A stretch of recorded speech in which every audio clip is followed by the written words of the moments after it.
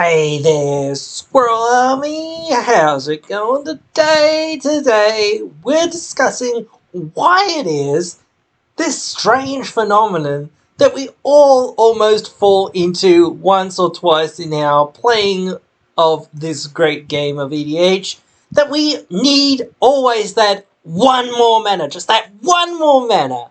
Why is it that we always need one more mana? You can join the Squirrel Army by subscribing. Alright, so yeah, it's a weird phenomenon. I think nearly every single player has come across this when you're playing your games and whatnot.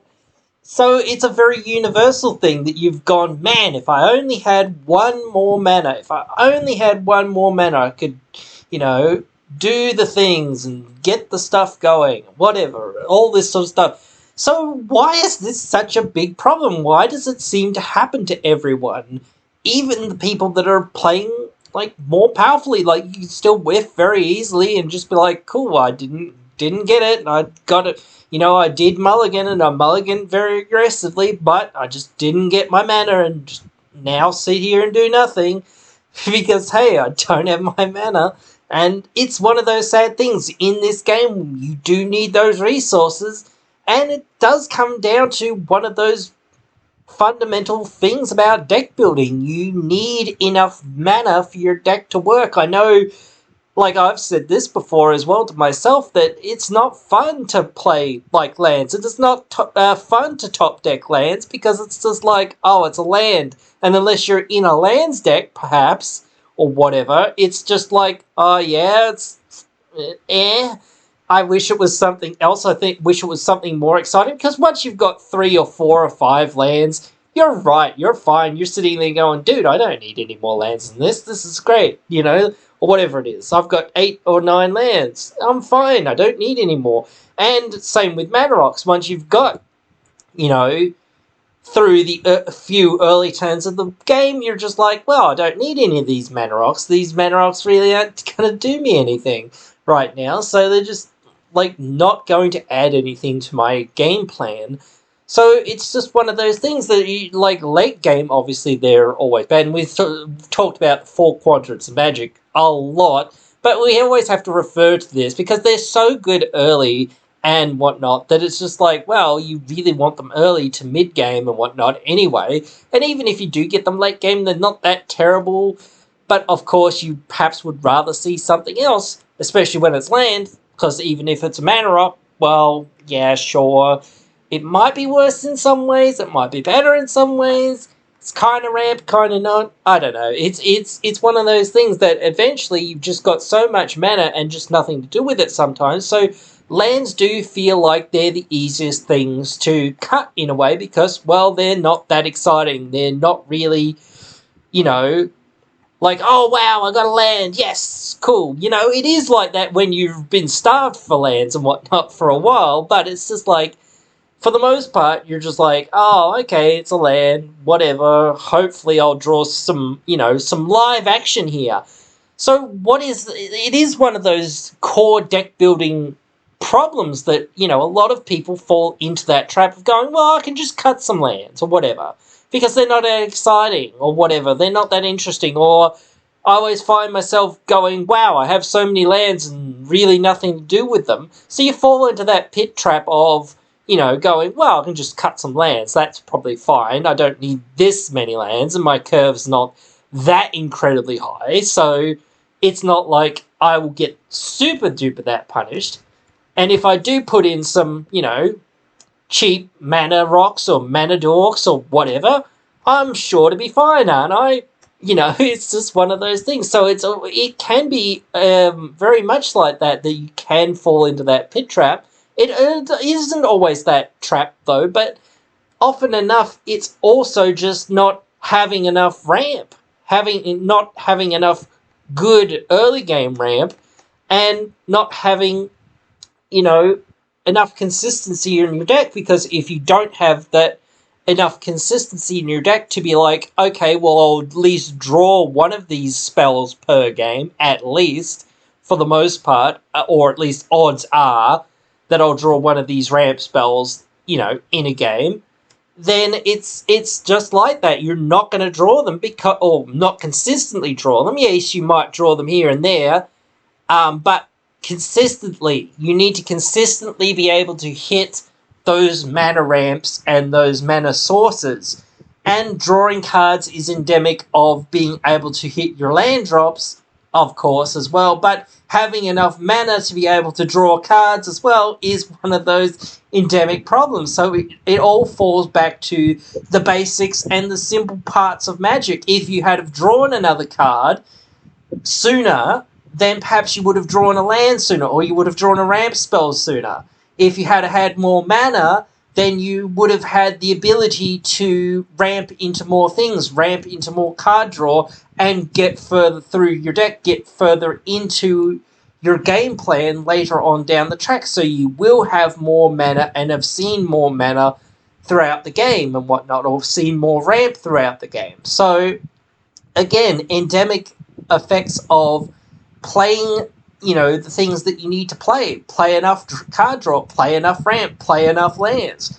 So yes, even saying that, if you think, well, I've got enough lands, surely 21's enough or something or whatever, I don't know, but that's what I mean. Some people are very aggressive with their mana base and don't realize how badly you really need to have, about 30 or so at bare minimum and whatnot. It's just like, it's so hard. And if you are at that 30, you need to be having a lot of early mana and whatnot so that you can actually consistently play the game. And even then, it's very difficult. But that's why I kind of think a lot of players, especially earlier and newer players, find this issue coming up, is that it's just endemic of the decks that you've got. You haven't got a deck that has a lot of card draw in it. You haven't got a deck that's got a lot of really good ramp in it for the most part. Yes, some of the decks are kind of good, but still they don't have enough pieces for the most part. So you just don't have enough to consistently get your deck to operating where you need it to. So that means you're always going, man, it feels like I don't quite have enough mana. Like I'm not hitting, I'm not getting there. I'm not getting anywhere because I don't have enough mana. Or I don't have enough card draw to get that mana. So, but I need mana to get my card draw. And if I can't get my mana because I haven't got my card draw, then I can't get, it's very endemic of everything. Everything is interconnected. Like I said, like if you don't get your 3 mana or 4 mana card draw out, then you're starting to be like, well, now I can't draw more cards per turn, and I need to draw more cards so that I can keep up with, my opponents not only, but to make sure that I'm hitting my land drops, to make sure that I'm finding my ramps, to make sure I'm hitting my real good spells and keep the gas flowing. So that's the best part of the game, when you actually have those things, when you have enough ramp, when you have enough card draw, and when you have enough actual mana sources to play all of these things.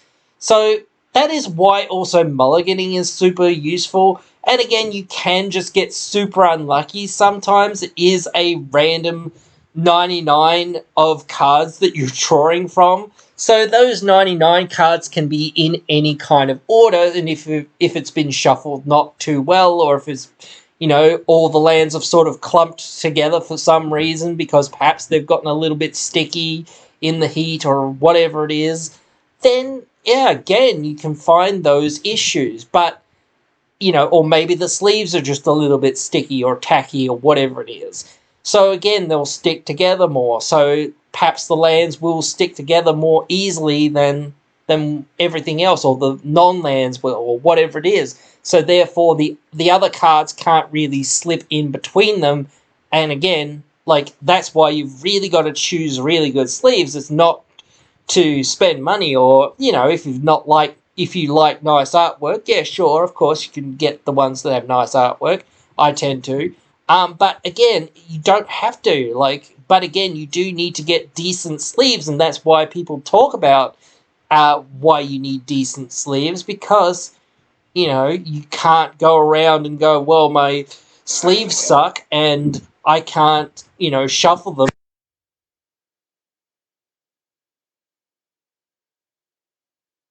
My cards evenly spaced throughout my deck, so that I know that not all my lands or not all my non-lands are all clumped together somewhere, and they just won't separate because they're all stuck together or whatever it is for some unknown reason of the make of these cards or these sleeves or whatever, or just the weather that we're having today or whatever it is.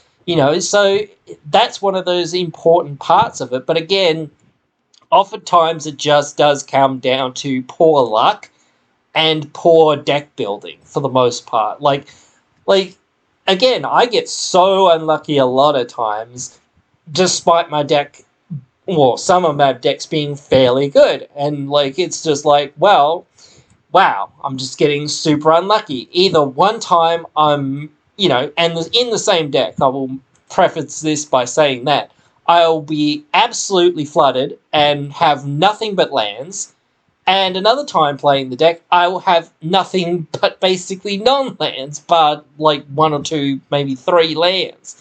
So I'm just cool, I can't get to 4 or 5, I can't get higher, I can't get any more, and I just can't get anywhere because I just don't have enough mana to deploy multiple things per turn.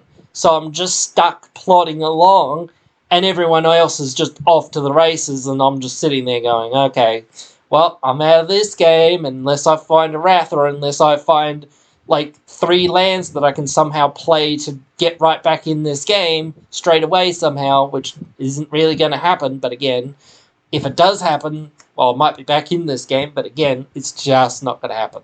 Unless I find a ramp spell. But again, even that's not that good, because then you're just of that feeling well, do I want to cut lands out of my deck because I'm then kind of, in theory, less likely to draw lands or whatever. But then again, I've actually got lands, so now I've got maybe enough mana to deploy my thing next time. Maybe I can't deploy it now, but at least I can deploy it next turn if there is a next turn or whatever. So you do get those moments, and I certainly have.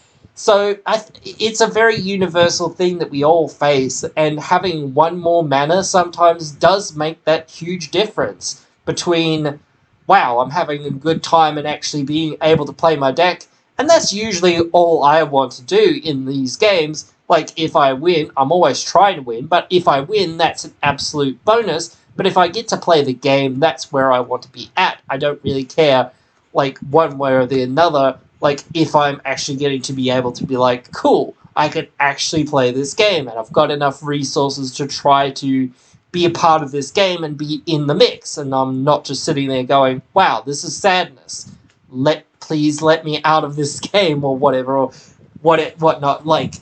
In a lot of ways, you don't want to concede, because it's just wow, this sucks. But, I'm in this game now, and there's no one else really to play, and if I concede now, well, I'm still not really doing anything till this game's over, so, well, I might as well sit here and wait and see what happens. So, yeah, it is like that sometimes. It don't always be like that, but sometimes it do. But anyway, guys, hope you found this interesting, enjoyable, helpful, whatever, all the things. So yeah, you can let me know what you guys think about needing one more mana, and write your thoughts down there in the comments below. And I hope to catch you guys in the next one.